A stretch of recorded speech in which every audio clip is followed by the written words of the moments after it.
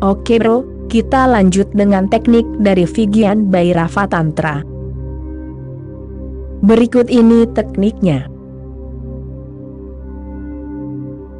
Letakkan unsur pikiran dalam kehalusan yang tak terungkapkan di atas, di bawah, dan di dalam hatimu.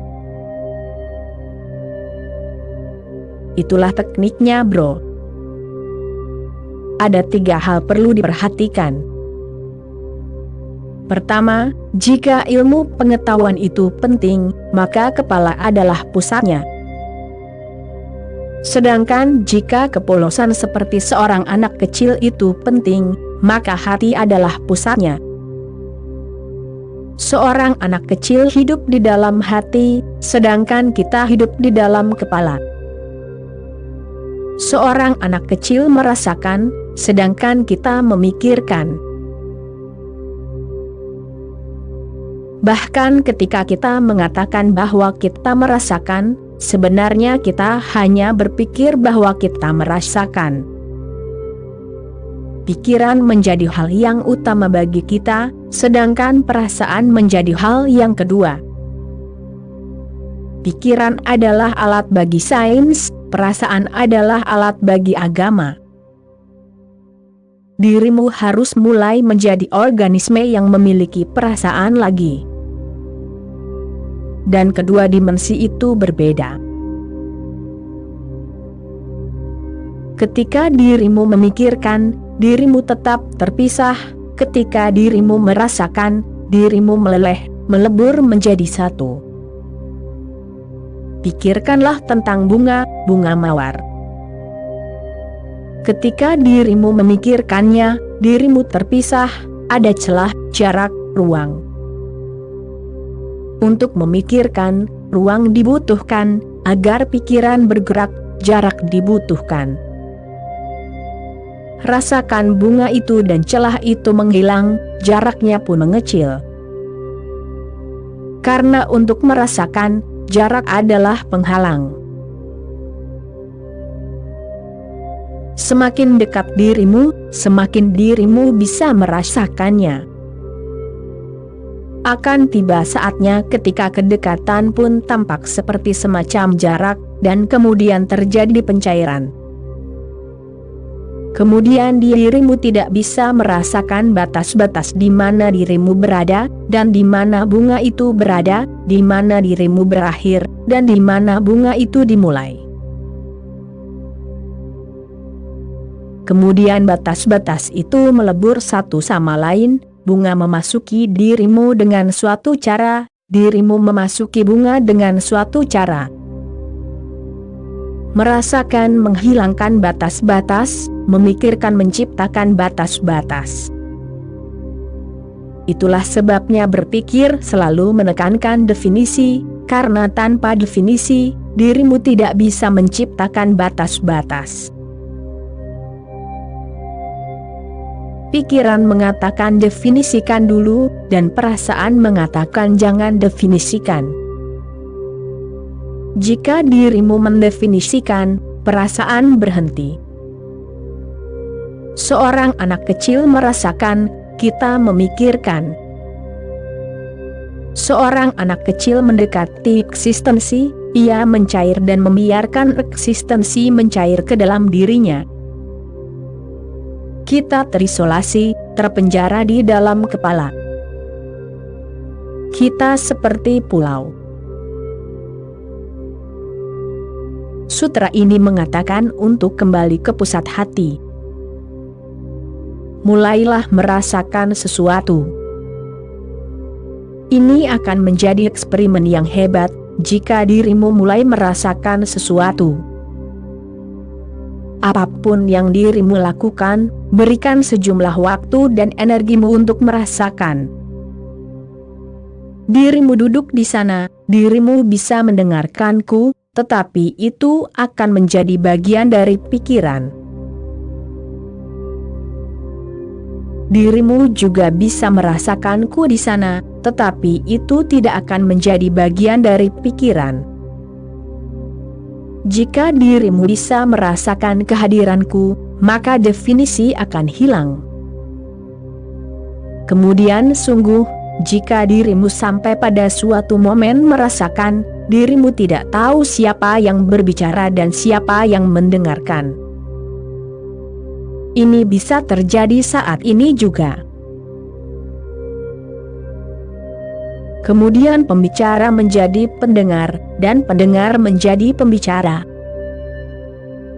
Maka sungguh mereka bukan dua, melainkan mereka adalah dua kutub dari satu fenomena. Di satu kutub adalah pembicara, di kutub lain adalah pendengar. Tetapi ini hanyalah kutub terisolasi. Mereka tidak nyata. Hal yang nyata hanya ada di antara keduanya, kehidupan, aliran. Setiap kali dirimu merasakan sesuatu selain egomu menjadi penting. Objek dan subjek kehilangan definisinya. Suatu aliran, suatu gelombang, keberadaan, di satu kutub ada pembicara, di kutub yang lain ada pendengar, namun kehidupan adalah gelombang. Kepala memberimu kejelasan, dan karena kejelasan ini banyak kebingungan muncul karena kepala mendefinisikan dengan jelas, menandai batas, membuat peta. Dengan pikiran, semuanya jelas, tidak ada ketidakjelasan, tidak ada misteri yang diizinkan. Semua yang samar ditolak, hanya yang jelas yang nyata. Pikiran memberimu kejelasan, dan karena kejelasan, kesalahpahaman besar muncul. Kejelasan bukanlah kenyataan. Realitas selalu tidak jelas, samar. Konsep jelas, realitas misterius, konsep rasional, realitas irasional. Kata-kata itu jelas, logika itu jelas, kehidupan itu tidak jelas. Hati memberimu kekaburan yang mencair. Ia mencapai kenyataan lebih dalam, tetapi tidak jelas. Dan karena kita telah memilih kejelasan sebagai tujuan, kita telah kehilangan kenyataan. Dirimu harus memiliki mata yang tidak jelas, untuk memasuki kenyataan lagi. Dirimu harus samar, dirimu harus siap memasuki sesuatu yang tidak bisa dikonseptualisasikan, ke dalam sesuatu yang bukan logika, ke dalam sesuatu yang mengejutkan dan nyata, mengejutkan dan hidup. Kejelasan itu mati. Kejelasan tetap tidak berubah. Kehidupan itu terus berubah, tidak ada yang tetap, tidak ada yang tetap sama di saat berikutnya.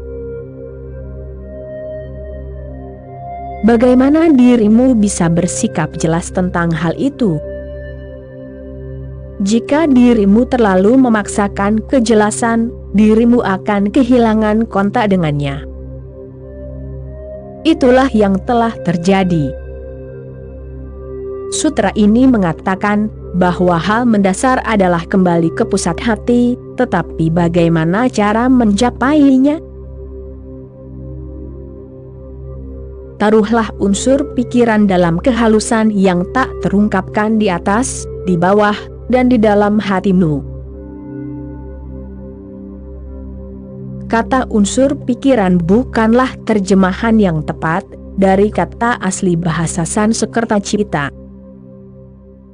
Namun, bahasa lain tidak memiliki padanan lain. Jadi, kata itu bagus dalam satu hal, kata itu mengandung makna, bukan pikiran tetapi unsur pikiran. Pikiran berarti mentalitas, pemikiran, berpikir, dan unsur pikiran berarti latar belakang tempat pikiran-pikiran ini melayang, seperti halnya awan bergerak di langit. Awan adalah pikiran, dan langit adalah latar belakang tempat pikiran-pikiran itu bergerak. Langit itu, kesadaran itu, disebut unsur pikiran. Pikiranmu bisa ada tanpa pemikiran, maka itu adalah cita, maka itu adalah pikiran yang murni.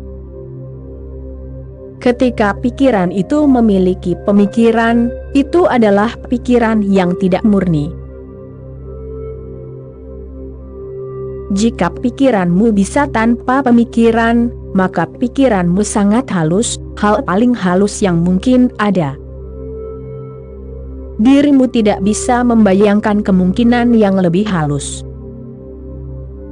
Kesadaran adalah hal yang paling halus. Jadi, ketika tidak ada pemikiran dalam pikiran, dirimu memiliki pikiran yang murni.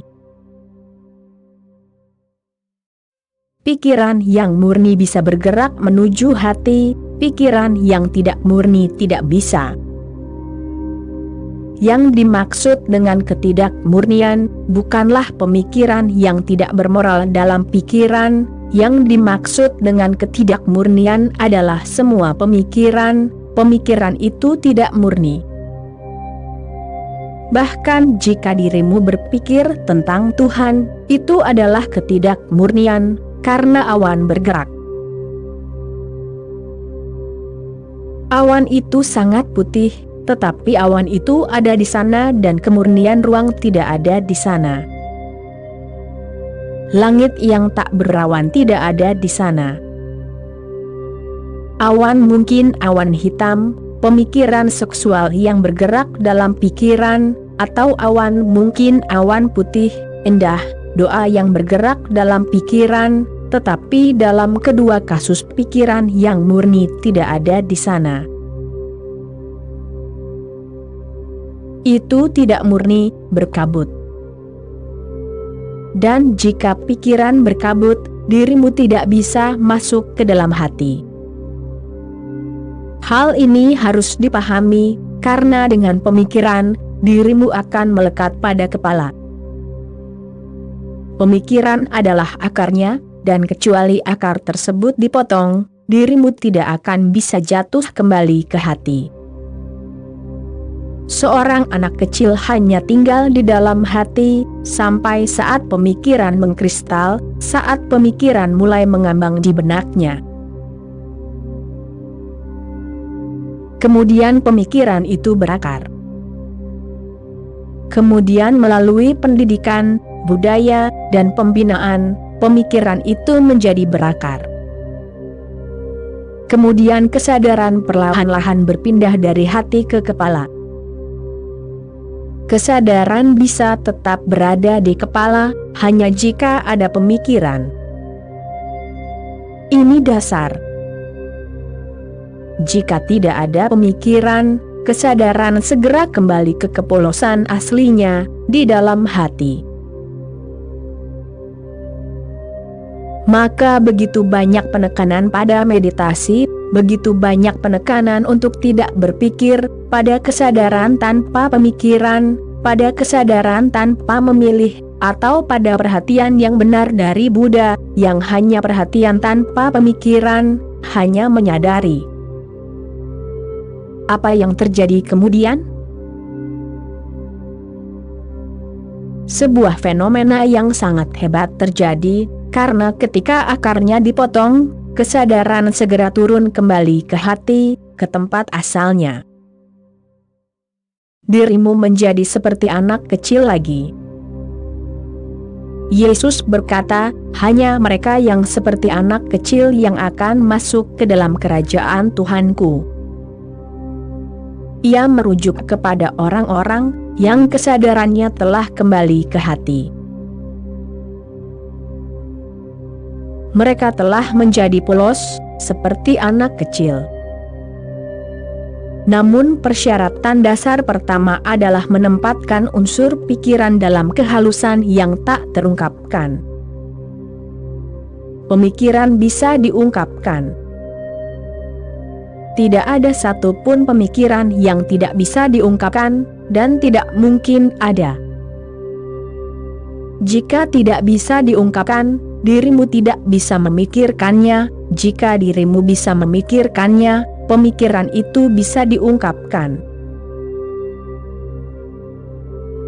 Tidak ada satupun pemikiran yang bisa dirimu pikirkan, yang tidak bisa diungkapkan. Saat dirimu bisa memikirkannya, pikiran itu telah menjadi bisa diungkapkan, dirimu telah mengungkapkannya kepada dirimu sendiri. Kesadaran murni tidak bisa diungkapkan. Itulah sebabnya para mistikus terus mengatakan bahwa mereka tidak bisa mengungkapkan apa yang mereka ketahui. Ahli logika selalu mengajukan pertanyaan bahwa jika dirimu tahu, mengapa dirimu tidak bisa mengatakannya? Dan argumen mereka memiliki makna dan arti penting. Jika dirimu mengatakan bahwa dirimu benar-benar tahu, lalu mengapa dirimu tidak bisa mengungkapkannya? Bagi seorang ahli logika, pengetahuan harus bisa diungkapkan. Apa yang bisa diketahui oleh seseorang, juga bisa diketahui orang lain, tidak ada masalah. Jika dirimu telah mengetahuinya, maka di mana masalahnya? Dirimu bisa membuatnya diketahui orang lain. Namun, pengetahuan mistikus bukanlah dari pemikiran. Ia tidak mengetahuinya sebagai pemikiran, ia telah mengetahuinya sebagai perasaan. Jadi sungguh tidak baik untuk mengatakan, "Aku mengenal Tuhan." Lebih baik mengatakan, "Aku merasakan." Tidak baik untuk mengatakan, "Aku telah mengenal Tuhan." Lebih baik mengatakan, "Aku telah merasakannya." Itu adalah deskripsi fenomena yang lebih akurat, karena mengetahui itu melalui hati, itu seperti perasaan, itu tidak seperti pengetahuan. Letakkan unsur pikiran dalam kehalusan yang tak terungkapkan. Unsur pikiran, kesadaran, cita, tidak bisa diungkapkan. Jika sebuah pemikiran tunggal bergerak, maka pemikiran itu bisa diungkapkan. Jadi, meletakkan unsur pikiran dalam kehalusan yang tak terungkapkan berarti sampai pada titik di mana dirimu sadar, tetapi tidak menyadari pemikiran apapun, di mana dirimu waspada, tetapi tidak ada pemikiran yang bergerak dalam pikiran. Ini adalah titik yang peka dan sangat sulit, dirimu bisa dengan mudah melewatkannya. Kita mengenal dua kondisi pikiran. Yang pertama adalah saat pemikiran ada. Saat pemikiran ada, dirimu tidak bisa bergerak ke hati.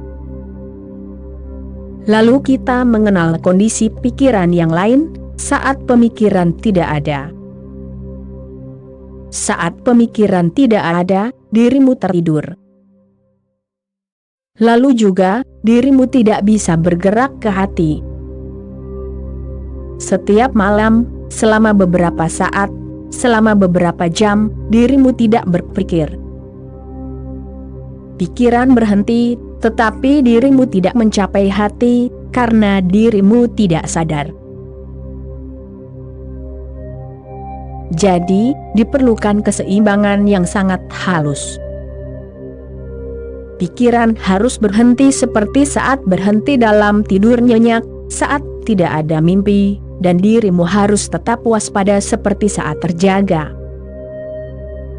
Kedua hal ini harus bertemu. Pikiran harus tidak berpikir seperti saat tidur nyenyak, tetapi dirimu tidak boleh tertidur, dirimu harus sepenuhnya waspada, sadar. Ketika kesadaran dan tidak berpikir ini bertemu, maka itu adalah meditasi. itulah sebabnya Patanjali mengatakan bahwa samadhi itu seperti sushupti.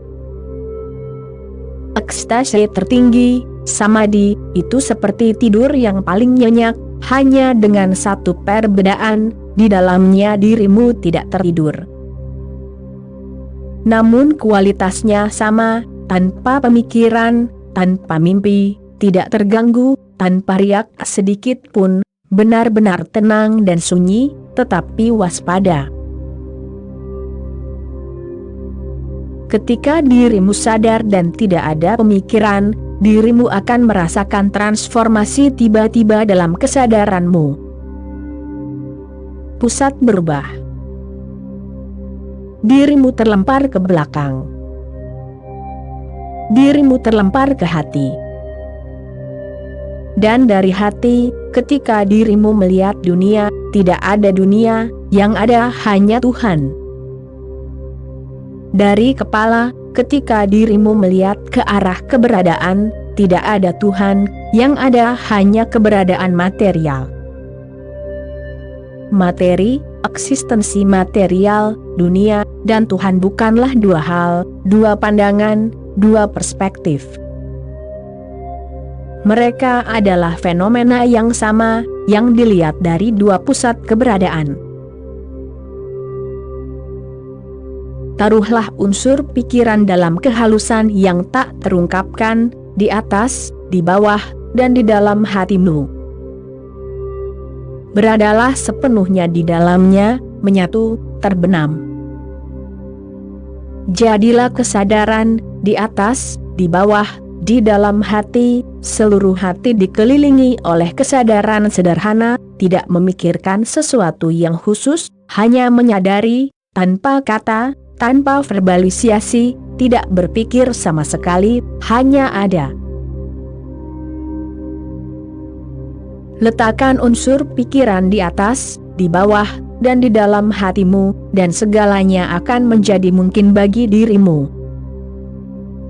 Semua pintu persepsi akan dibersihkan, dan semua pintu misteri akan terbuka. Tiba-tiba tidak akan ada masalah, dan tiba-tiba tidak akan ada kesengsaraan, seolah-olah kegelapan telah lenyap sepenuhnya. Begitu dirimu mengetahui hal ini, dirimu bisa kembali ke kepala, tetapi dirimu tidak akan sama lagi. Sekarang dirimu bisa menggunakan kepala sebagai instrumen. Dirimu bisa bekerja dengannya, tetapi sekarang dirimu tidak teridentifikasi dengannya, dan bahkan saat bekerja dengannya dan melihat dunia melaluinya, dirimu akan tahu bahwa apapun yang dirimu lihat, adalah karena intelek. Sekarang dirimu berkenalan dengan sudut pandang yang lebih tinggi, pandangan yang lebih dalam, dan kapanpun dirimu mau, dirimu bisa mundur. Begitu dirimu mengetahui lorong itu, dan bagaimana kesadaran menurun kembali, bagaimana usiamu, masa lalumu, ingatanmu dan pengetahuanmu menghilang dan dirimu menjadi bayi yang baru lahir lagi, begitu dirimu mengetahui rahasia ini, lorong ini, dirimu bisa melakukan perjalanan ke titik itu sebanyak yang dirimu suka, dan dirimu bisa menyegarkan diri lagi, dan lagi. Jika dirimu harus bergerak ke kepala, dirimu bisa menggunakannya. Dirimu bisa bergerak di dunia biasa, bekerja tetapi tidak terlibat di dalamnya, karena jauh di dalam dirimu tahu bahwa apa yang diketahui oleh intelek bersifat parsial. Itu bukanlah seluruh kebenaran. Dan kebenaran parsial lebih berbahaya daripada kebohongan, karena tampaknya benar dan dirimu bisa tertipu olehnya. Beberapa poin lagi. Ketika dirimu bergerak ke hati, dirimu melihat keberadaan sebagai keberadaan yang total. Hati tidak terbagi-bagi, hati bukanlah pecahan dari dirimu, hati berarti dirimu dalam totalitasmu. pikiran adalah pecahan, tangan adalah pecahan, kaki adalah pecahan, perut adalah pecahan, seluruh tubuh yang diambil menjadi beberapa bagian terfragmentasi. Hati bukanlah pecahan. Itulah sebabnya tanganmu bisa dipotong dan dirimu akan tetap hidup. Bahkan otakmu bisa diambil dan dirimu akan tetap hidup, tetapi jika hati hilang, dirimu pun hilang. Sungguh, seluruh tubuhmu bisa diangkat, tetapi jika jantungmu berdetak, dirimu hidup. Jantung berarti keutuhanmu, jadi ketika jantung berhenti, dirimu tidak ada lagi di sana. Semua hal lainnya hanyalah bagian, sekali pakai. Jika jantung berdetak, dirimu akan tetap utuh. Pusat jantung adalah inti dari keberadaanmu. Aku bisa menyentuhmu dengan tanganku. Sentuhan itu akan memberiku pengetahuan tertentu tentangmu, tentang kulitmu, apakah itu halus atau tidak. Tangan akan memberiku pengetahuan tertentu kepadaku, tetapi pengetahuan itu akan sebagian karena tangan bukanlah keutuhanku. Aku bisa melihatmu. Mataku akan memberikan pengetahuan tertentu dari sudut pandang yang berbeda, tetapi itu tidak akan menjadi keseluruhan. Aku bisa memikirkanmu, lagi-lagi hal yang sama. Tetapi aku tidak bisa merasakanmu sebagian. Jika aku bisa merasakanmu, aku merasakanmu dalam keutuhanmu. Itulah sebabnya, kecuali dirimu tahu melalui cinta, dirimu tidak akan pernah tahu keutuhan siapapun. Hanya cinta yang bisa mengungkapkan seluruh dirimu, seluruh keberadaanmu, esensi, totalitas. Karena cinta berarti mengetahui melalui hati, merasakan melalui hati. Jadi bagiku, merasakan dan mengetahui bukanlah dua bagian dari keberadaanmu. Merasakan adalah seluruh keberadaanmu dan mengetahui hanyalah sebagian darinya. Bagi agama, cinta adalah pengetahuan tertinggi. Itulah sebabnya agama lebih banyak diungkapkan dalam istilah puitis daripada istilah ilmiah. Istilah ilmiah tidak bisa digunakan, istilah tersebut termasuk dalam ranah pengetahuan. Puisi bisa digunakan. Dan mereka yang telah mengetahui realitas melalui cinta, apapun yang mereka katakan menjadi puisi. Upanishad, Weda, perkataan Yesus atau Buddha atau Krishna, semuanya adalah pernyataan puitis. Bukanlah suatu kebetulan bahwa semua kitab suci agama lama ditulis dalam bentuk puisi. Hal itu memiliki makna. Hal itu menunjukkan adanya semacam kedekatan antara dunia penyair dan dunia mistik. Mistikus juga menggunakan bahasa hati. Penyair hanyalah seorang mistikus dalam momen-momen tertentu saat terbang, sama seperti saat dirimu melompat, dirimu bisa menjauh dari gravitasi bumi, tetapi dirimu kembali lagi padanya. Seorang penyair berarti seseorang yang telah terbang selama beberapa detik ke dunia mistikus. Ia telah melihat sekilas. Seorang mistikus adalah seseorang yang telah melampaui gravitasi sepenuhnya, yang hidup di dunia cinta, yang hidup melalui hati. Hati telah menjadi tempat tinggalnya. Bagi orang puitis, itu hanyalah sekilas, terkadang ia jatuh dari kepala ke hati. Namun, ini hanya untuk sementara waktu, ia kembali lagi ke kepala.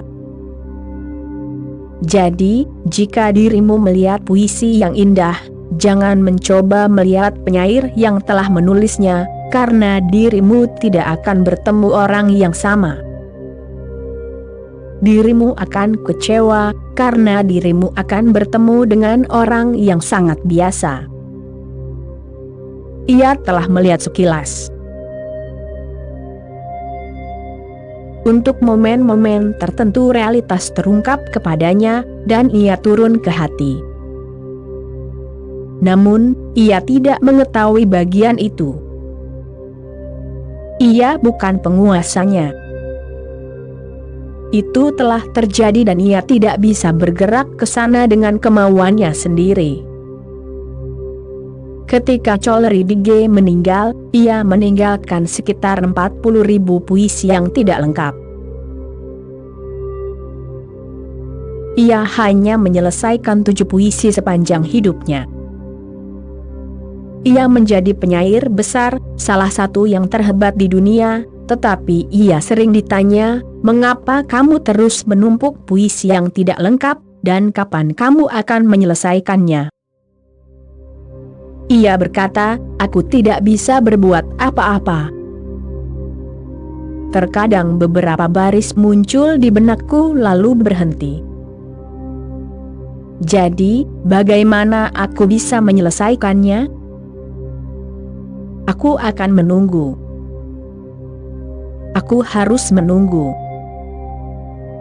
Jika itu terjadi lagi dan sekilas itu muncul di benakku, dan realitas kembali terungkap kepadaku, kenyataan, maka aku akan menyelesaikannya. Namun, aku sendiri tidak bisa berbuat apa-apa. Ia pastilah seorang penyair yang sangat tulus. Sulit untuk menemukan penyair yang tulus seperti itu, karena kecenderungan pikiran adalah untuk menyediakan. Jika 3 baris telah muncul, maka dirimu akan menyediakan baris keempat, dan baris keempat akan membunuh ketiganya, karena baris keempat akan muncul dari kondisi pikiran yang sangat rendah, saat dirimu kembali ke bumi. Saat dirimu melompat, dan dirimu terbebas untuk beberapa saat dari gravitasi, dirimu memiliki dimensi keberadaan yang berbeda. Seorang penyair bergerak di bumi, tetapi terkadang ia melompat. Dalam lompatan-lompatan itu ia memperoleh pandangan sekilas. Seorang mistikus hidup di dalam hati. Ia tidak bergerak di bumi, hatinya telah menjadi tempat tinggalnya. Jadi, ia tidak benar-benar menciptakan puisi, tetapi apapun yang ia lakukan menjadi puitis, apapun yang ia katakan menjadi puisi. Sungguh, seorang mistikus tidak bisa menggunakan prosa, karena prosanya juga puisi, itu datang melalui hati, tiu datang melalui cinta. Taruhlah unsur pikiran dalam kehalusan yang tak terungkapkan, di atas, di bawah dan di dalam hatimu. Hati adalah keberadaanmu seutuhnya, dan ketika dirimu seutuhnya, dirimu bisa mengetahui yang seutuhnya, ingatlah ini. Hanya yang serupa yang bisa mengetahui yang serupa.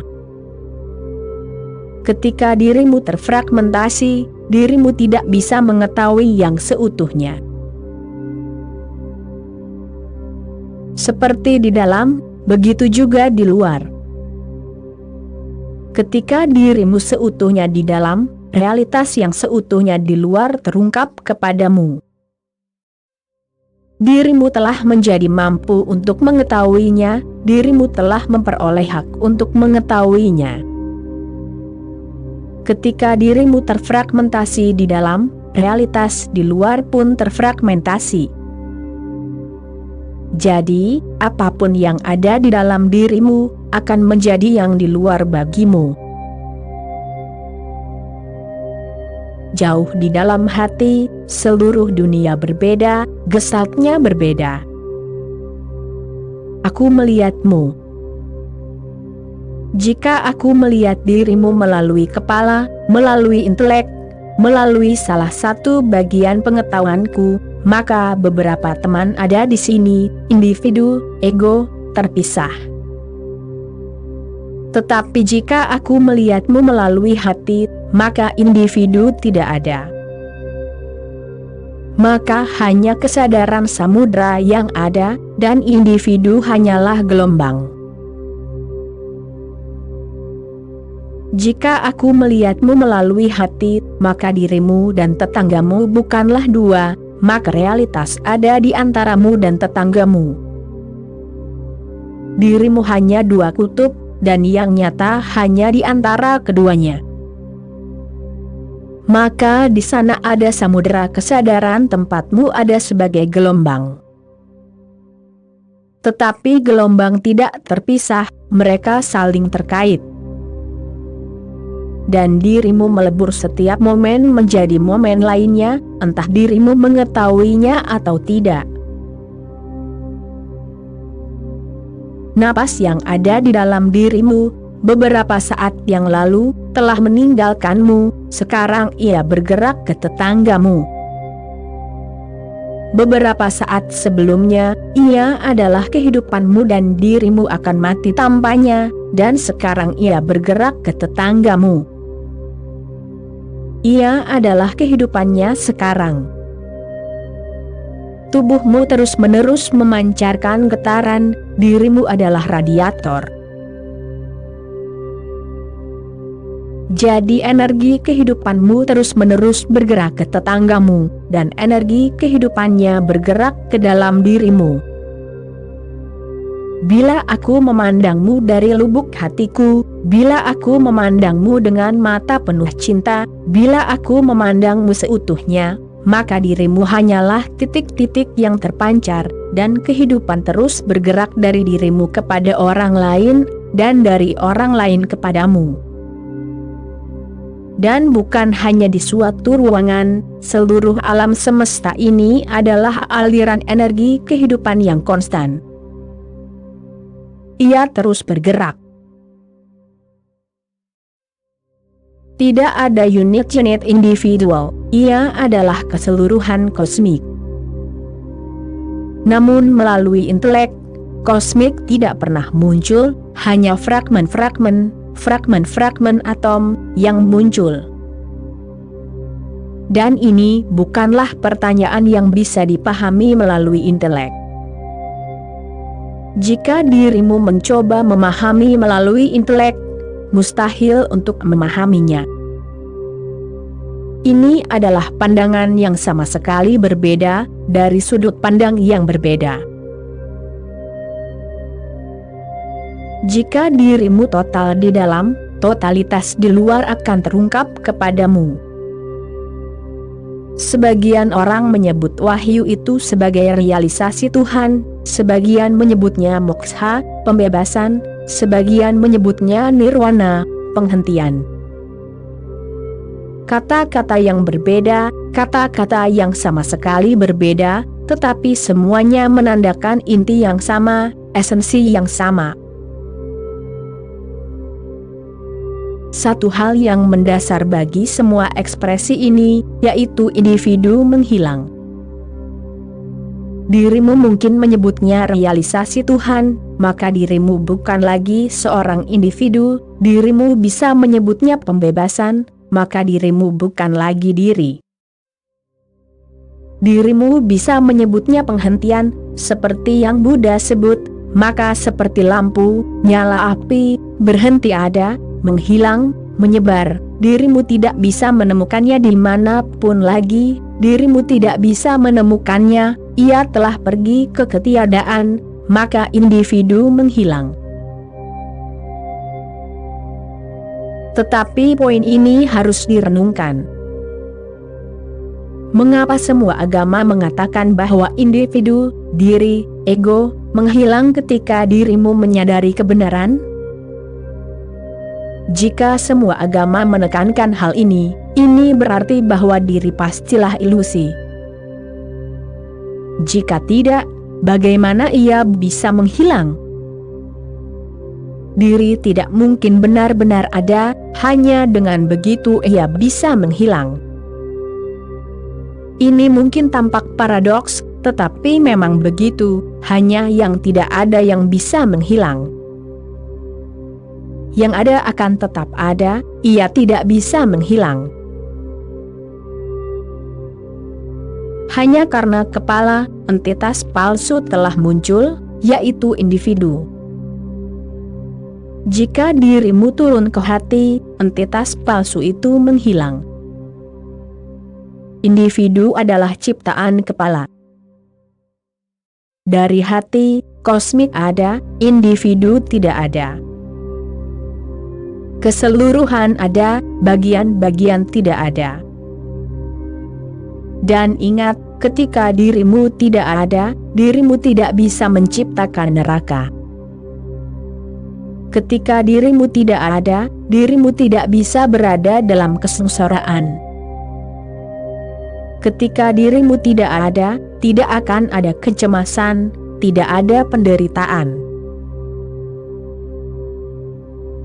Semua kecemasan, semua penderitaan, ada karena dirimu, bayangan dari bayangan. Diri itu tidak nyata, ego itu tidak nyata, dan karena diri yang tidak nyata itu, banyak bayangan yang tidak nyata tercipta. Mereka mengikutimu, dirimu terus bertarung dengan mereka, tetapi dirimu tidak akan pernah menang, karena dasarnya terus tersembunyi di dalam dirimu. Suami Ramaterta pernah berkata di suatu tempat, bahwa beliau tinggal di sebuah rumah, di rumah seorang penduduk desa yang miskin. Anak kecil penduduk desa itu sedang bermain tepat di depan gubuk, dan matahari terbit dan anak itu melihat bayangannya. Ia mencoba menangkapnya, tetapi semakin ia bergerak, semakin bayangan itu bergerak maju. Anak itu mulai menangis. Ia gagal. Ia mencoba dengan segala cara untuk menangkapnya, tetapi tidak mungkin. Menangkap bayangan adalah hal yang mustahil. Bukan karena bayangan merupakan hal yang sulit ditangkap, hal itu mustahil karena anak itu bergerak untuk menangkapnya. Ketika ia bergerak, bayangan itu bergerak maju. Dirimu tidak bisa menangkap bayangan, karena bayangan tidak memiliki substansi, dan hanya substansi yang bisa ditangkap. Ramaterta sedang duduk di sana. Ia tertawa dan anak itu menangis, dan sang ibu bingung harus berbuat apa. Bagaimana cara menghibur anak itu? Jadi, ia berkata kepada Ramaterta, "Swamiji, bisakah kamu membantuku?" Ramaterta menghampiri anak itu, menangkap tangan anak itu dan meletakkannya di kepalanya, bayangan itu tertangkap.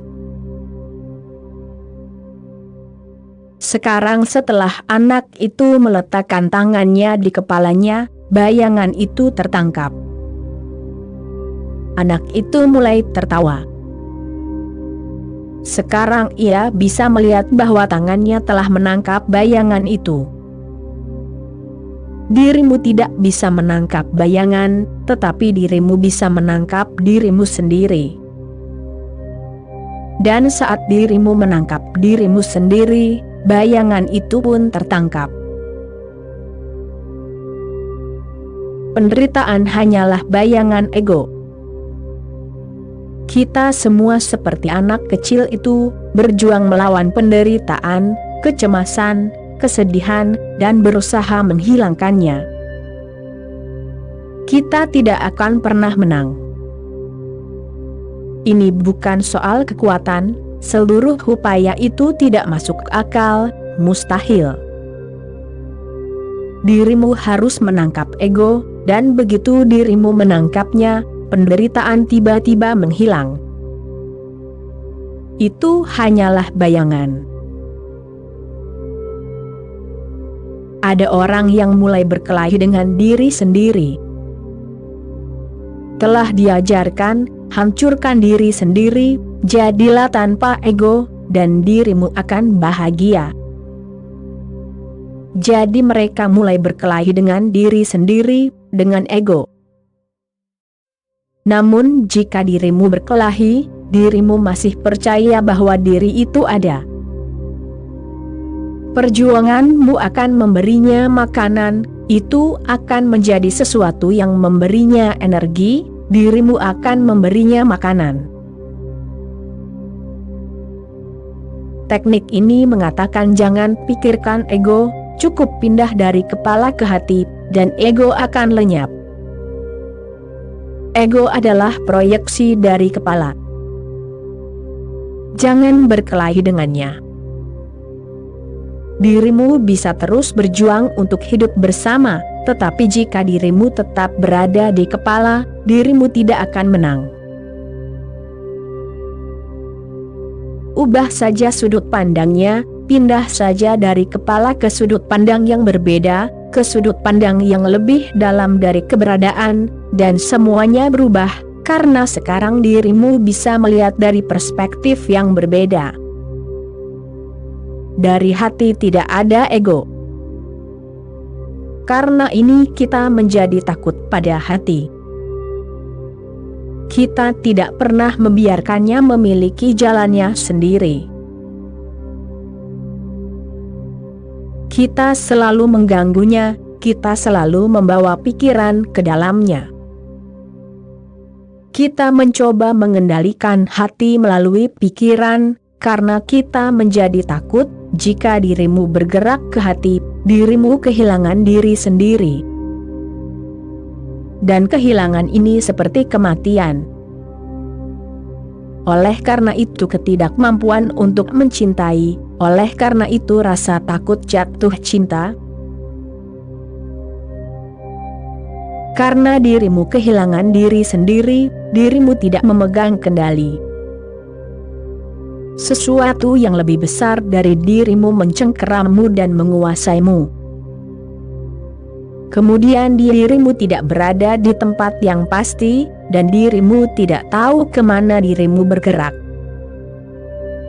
Jadi kepala berkata, jangan bodoh, bergeraklah dengan akal sehat. Jangan gila. Setiap kali seseorang jatuh cinta, semua orang mengira dia gila. Dia sendiri mengira ada yang tidak beres, aku tidak waras. Mengapa itu terjadi? Karena sekarang tidak ada kendali. Ada sesuatu yang terjadi yang tidak bisa dia kendalikan, tidak bisa dia kelola dan manipulasi. Sebaliknya, ada sesuatu yang memanipulasinya, kekuatan yang lebih besar telah menguasainya. Dia kerasukan. Tetapi, kecuali dirimu siap untuk dirasuki, tidak akan ada Tuhan untukmu. Kecuali dirimu siap untuk dirasuki, tidak ada misteri bagimu, dan tidak ada kebahagiaan, tidak ada berkah.